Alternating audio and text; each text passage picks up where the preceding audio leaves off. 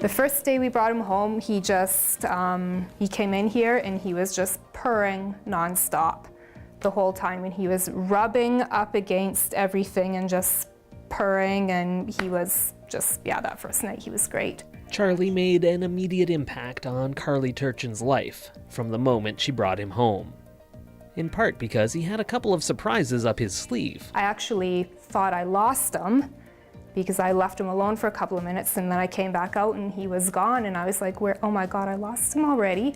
And then I was looking all over, and it turns out he was under my bed. I had no idea he could even fit under my bed, so I didn't even think of looking under there, and there he was. You see, Charlie was a bit on the bigger side, but that just made him all the more appealing to Turchin, who has always loved fat cats. She had one named Clarence when she was growing up. But it wasn't just his size that made him stand out when Carly made the decision to adopt from the SPCA. And I went into the second room and I saw Charlie right away, and it was just instant. I kind of knew right away that he was there for me. I remember the exact spot he was in. It took a while for Charlie to find his forever home with Carly. He actually spent a fair bit of time living in the office at the SPCA, and even made an appearance on Shaw TV's weekly Pause for Thought segment. Charlie's just gonna keep waiting in the office until the right person comes along. So come pick up this cute little guy. You're not little.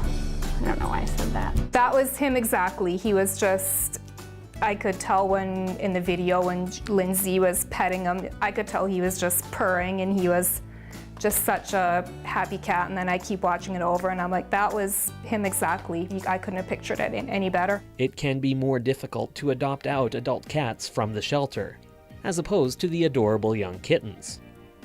But for Turchin, this was exactly what she was looking for. For my household, I think it's an adult cat would suit better. I think kittens, I don't know, I love them, but I would prefer something that's more mature and grown up, and just at that age where they're maybe not so jumping all over everything. Unfortunately, Charlie developed an illness late last year.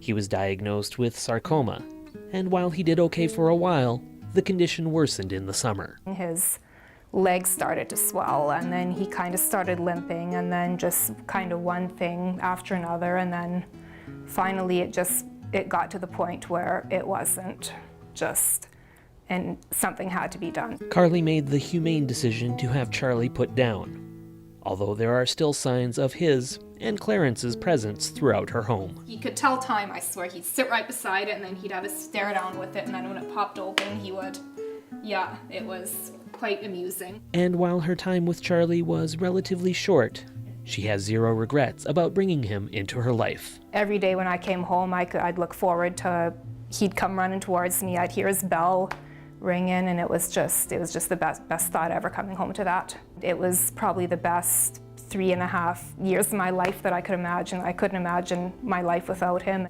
In Saskatoon, I'm Simon Hyatt reporting.